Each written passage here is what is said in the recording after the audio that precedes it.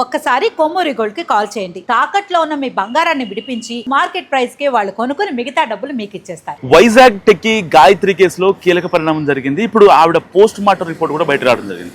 ఒక రకంగా గాయత్రి కేసు ఇక క్లోజ్ అవుతుందని చెప్పుకోవచ్చు. ఎందుకంటే పోస్ట్ మార్టంలో విస్తుపోయే అంశాలు బయటకు వచ్చాయి. భర్త శ్రీచరణ్ ఇప్పటిదాకా నేను చంపలేదు, నాకు ఎలాంటి సంబంధం లేదు, ఆ రోజు నైట్ హోమ్ స్టేకి వెళ్ళాము, 11:30కి చెక్ ఇన్ అయ్యాం అండ్ 3:30 వరకు రెడ్ వైన్ తాగాం, ఇంతే జరిగింది, నాకు ఎలాంటి సంబంధం లేదని చెప్పుకొస్తున్నాడు. అక్కడ డెహ్రాడూన్లో పోలీసులకి అదే చెప్పాడు, ముస్సోరిలో హోమ్ స్టేకి ఉన్న అడ్మినిస్ట్రేషన్ డిపార్ట్మెంట్కి అదే చెప్పాడు అండ్ వైజాగ్ వచ్చిన తర్వాత పోలీస్ అధికారులు కూడా సేమ్ స్క్రిప్ట్ చెప్పాడు. కానీ పోస్ట్ మార్టం రిపోర్ట్ బయటకు వచ్చిన తర్వాత ఇప్పుడు ఆ అమ్మాయికి బలవంతంగా మందు తాగించి ఆ అమ్మాయిని వివస్త్ర చేసి బట్టలు ఇప్పేసి ఆ అమ్మాయిపై దారడానికి ఒడిగట్టాడు. సో ఇది కేవలం తన మీద ఉన్న ఒక అనుమానంతో ఎప్పటి నుంచో సరిగ్గా 2025 నవంబర్లో వాళ్ళిద్దరికి వివాహం జరిగింది. వివాహం జరిగినప్పటి నుంచి ఆ అమ్మాయిని వేధించడం, అదనపు కట్నం అనో లేదంటే ఆ అమ్మాయి ఇటో బయటకు వెళ్తుంది, వేరే ఫ్రెండ్స్తో బయటకు వెళ్తుందనో ఇలాంటివి వేధించడం అతనికి పరిపాటిగా మారింది. సరిగ్గా కొన్ని లాజికల్ పాయింట్స్ ఈ కేసులో గురించి మాట్లాడుకుందాం. సో పోస్ట్ మార్టం రిపోర్ట్ బయటకు వచ్చింది, భర్తే చంపాడు, ఎందుకంటే థర్డ్ పర్సన్ అక్కడ ఎవరూ లేరు, భర్తే చంపాడన్న విషయం ఇక్కడ చాలా క్లారిటీగా ఉంది. సో ఇలాంటి నేపథ్యంలో ఆ అమ్మాయి అంత్యక్రియలు జరిగి 11వ రోజు అవ్వకుండానే సింహాచలంలో తాను స్టే చేసిన ఒక హోటల్ నుంచి బయటకు వెళ్ళాడు శ్రీచరణ్. మరి ఇలాంటి నేపథ్యంలో అసలు భర్త ఎందుకు ఇంత క్రూరంగా మారాడు అనే విషయాన్ని ఒకసారి పోలీసులు తన చాట్ హిస్టరీ కావచ్చు, తన CDR కావచ్చు తెప్పించిన తర్వాత సో వేరే వాళ్ళతో అంటే వేరే అమ్మాయిలతో తనకి లైంగిక సంబంధాలు ఉన్నాయి. ఈవెన్ శ్రీ గాయత్రి కూడా వాళ్ళ ఫ్రెండ్స్ నవీన కావచ్చు, అయితే ఆ అమ్మాయి గాయత్రి ఒక ఆడియో కాల్ రిలీజ్ చేసింది, వాళ్ళ అమ్మకి సంబంధించి ఒక ఆడియో మెసేజ్ పెట్టింది. ఇప్పటిదాకా నేను చాలా వెయిట్ చేశాను, ఓపికతో ఉన్నా, ఇకపై నేను భరించలేను, నాకు ఓపిక లేదమ్మా అని చాలా క్లియర్గా చెప్పింది. దాంట్లో ఒక అమ్మాయి నవీన అనే పేరు ఆ అమ్మాయి మెన్షన్ చేయడం జరిగింది. ఆ నవీన కూడా చెప్పింది ఏంటంటే ఈ యొక్క శ్రీచరణ్ నిజంగా కామ క్రోధుడు, క్రూరంగా బిహేవ్ చేస్తాడు అండ్ తనకు సంబంధించి ఎలాంటి అనుమానాన్నైనా లేదంటే ఆ అమ్మాయి మీద రుద్ది ఇంటికి వచ్చి ఆ అమ్మాయిని అరవటం, తిట్టడం, కొట్టడం ఇలాంటివి చేసేవాడు. సో దానికి సంబంధించి ఆ అమ్మాయి చాలాసార్లు ఇంట్లో చెప్పే ప్రయత్నం చేసింది. ఇలా నా హ్యాండ్ బ్యాగ్లో GPS ట్రాకర్లు పెడుతున్నాడు, నేను ఎక్కడికి వెళ్ళింది లొకేషన్ కనుక్కుంటున్నాడు, ఎవరితో కాల్ మాట్లాడింది అని చిన్న చిన్న డివైజ్లు హ్యాండ్ బ్యాగ్లో పెట్టాడు. ఇవన్నీ కూడా వాళ్ళ చెల్లికి వాళ్ళ అమ్మకి చెప్పడం జరిగింది. సో దాని తర్వాత వీళ్ళు వైజాగ్ నుంచి గురుగ్రామ్ వెళ్దాం అనుకున్నారు. ఏదైతే గురుగ్రామ్లో వీళ్ళిద్దరూ సాఫ్ట్వేర్గా వర్క్ చేస్తున్నారు కాబట్టి అండ్ అక్కడి నుంచి వీళ్ళ అమ్మ వాళ్ళు రావడానికి ముందే సరిగ్గా ముస్సోరి వెళ్తాం, సో హనీమూన్కి మనం వెళ్ళలేదు, హనీమూన్ ట్రిప్ వేద్దామని చాలా అంటే నైస్గా చెప్పాడు. ఆ అమ్మాయి కూడా కన్విన్స్ అయింది, ఓకే ఇవన్నీ గొడవలు ఇంకా సద్దుమణుగుతాయి, నా మీద అనుమానం ఎప్పటి నుంచో ఉంది కాబట్టి ఇలాంటి గొడవలన్నిటికీ ఫుల్ స్టాప్ పడాలంటే ఎట్టి పరిస్థితిలో నేను అతనితో హనీమూన్ వెళ్తే ఇకపై గొడవలు మా ఇద్దరికి మధ్య ఉండవు, ప్రశాంతంగా ఉండొచ్చు అనే ఒక నిజంగా ఒక సాఫ్ట్ కార్నర్తో ఆ అమ్మాయి అతనితో పాటు వెళ్ళడం జరిగింది.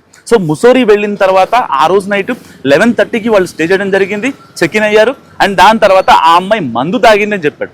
మందు తాగింది అనేది నిజంగా అవాస్తవం, అసలు ఆ అమ్మాయి మందు తాగలేదు, కానీ బలవంతంగా తాగించిన మాట వాస్తవం.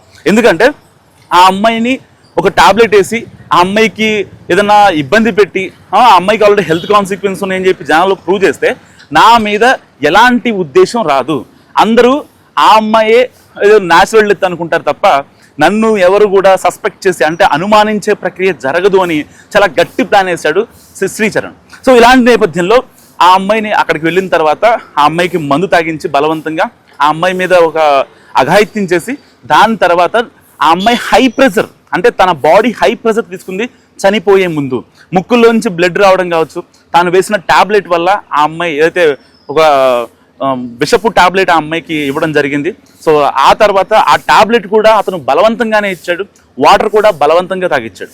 సో మరి ఇలాంటి కేసుల్లో అంటే ఆ అమ్మాయితో ఒకవేళ ఇబ్బంది ఉంది అనుకుందాం, ఫర్ ఎగ్జాంపుల్ ఆ అమ్మాయి వాళ్ళ నాన్నతో, అమ్మతో, వాళ్ళ చెల్లితో మాట్లాడి నిజంగా అక్కడ ఎలా మాకు ఇకపై పొసకదు, నేను ఆ అమ్మాయితో కాపురం చేయలేను, మీ అమ్మాయి ఇలాంటిది అని ఆ అమ్మాయి మీద ముద్రేసి పంపించేస్తే ఎలాంటి ఇబ్బంది ఉండేది కాదు. కానీ ఇక్కడ ఆ అమ్మాయిని లేకుండా చేశాడు.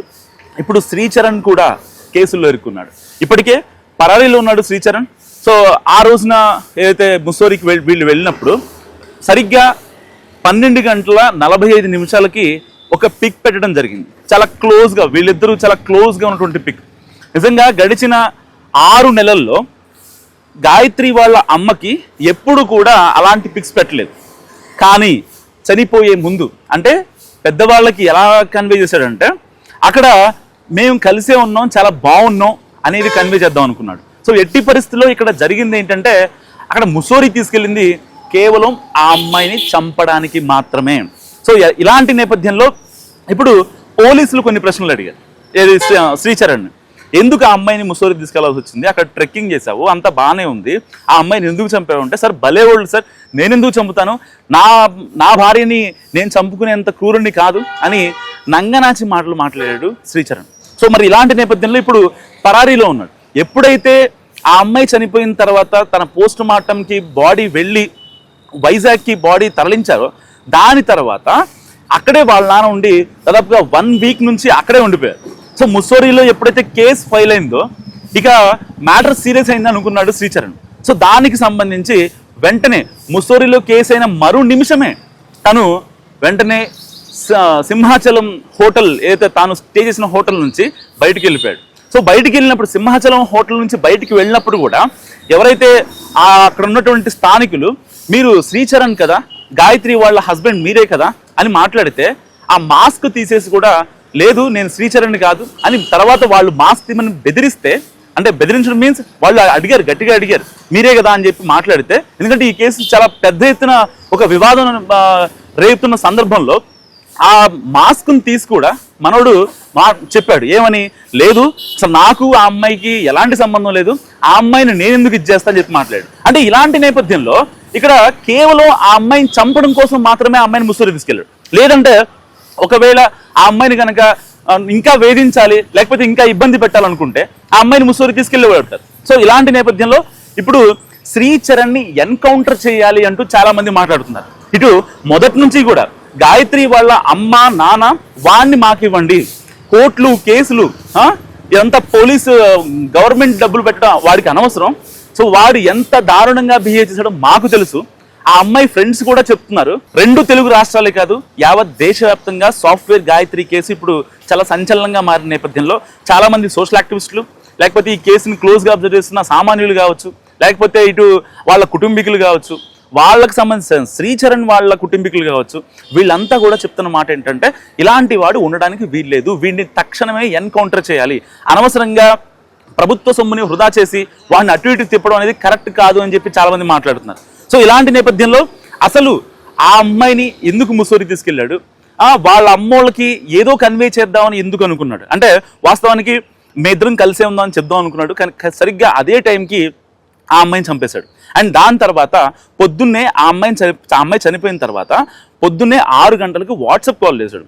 అండ్ వాట్సాప్ కాల్ చేసిన తర్వాత ఇట్లా మీ అమ్మాయి చనిపోయిందని చెప్పి మళ్ళీ 8 గంటలకి అదే రోజున, ఆ అమ్మాయి చనిపోయిన రోజున అదే రోజు 8 గంటలకి వీడియో కాల్ చేసి ఆ వీడియోని కూడా రికార్డ్ చేసుకున్న నేపథ్యం. అంటే తనకు ఒక ప్రూఫ్ కోసం చేసుకున్నాడా లేదంటే ఇంకేదన్నా చేసుకున్నాడా, ఇప్పటికే అతని నెంబర్తో CDRని కూడా తెప్పించారు. సో అతని లైవ్ లొకేషన్ దొరకలేదు. ఏదైతే సింహాచలం నుంచి బయటికి వెళ్ళిన తర్వాత ఆ ఫోన్ స్విచ్ ఆఫ్ చేయడం జరిగింది. సో దానికి సంబంధించి వేరే సిమ్ కూడా తీసుకున్నట్టు మాటలు వస్తున్నాయి. ఎందుకంటే ఇప్పటికే శ్రీ గాయత్రికి సంబంధించినటువంటి ఆస్తులు కావచ్చు, తన బంగారం కావచ్చు, ఇటు గురుగ్రావ్లో ఉన్నాయి, అండ్ దానికి సంబంధించి హైదరాబాద్లో కొన్ని ఉన్నాయి.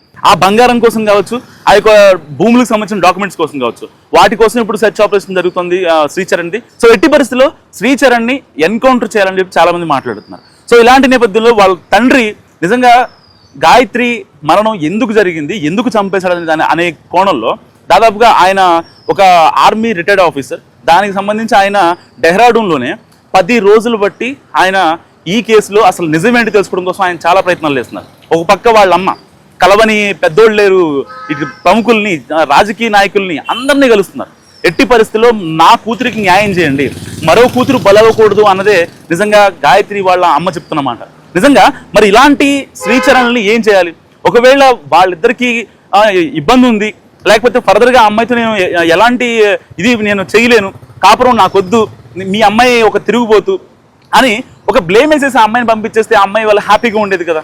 అనవసరంగా ఎందుకు ఆ అమ్మాయిని చంపాలి, వాళ్ళకి కూతురు ఏదన్నా బాధను పెట్టి ఇటు శ్రీచరణ్ కూడా కేసుల్లో ఇరుక్కున్నటువంటి సిచ్యువేషన్. సో ఇలాంటి నేపథ్యంలో ఇప్పుడు వైజాగ్ పోలీసులు ఈ పోస్ట్ మార్టంని చాలా కీలకంగా తీసుకున్నారు.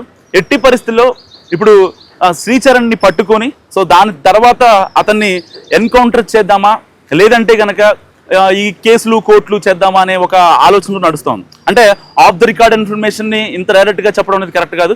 వాస్తవానికి ఈ యొక్క ఎన్కౌంటర్ అనే ఆలోచన ఎవరో ఇచ్చింది కాదు, ఫస్ట్ నుంచి కుటుంబీకులు చెప్తూ వస్తున్నారు.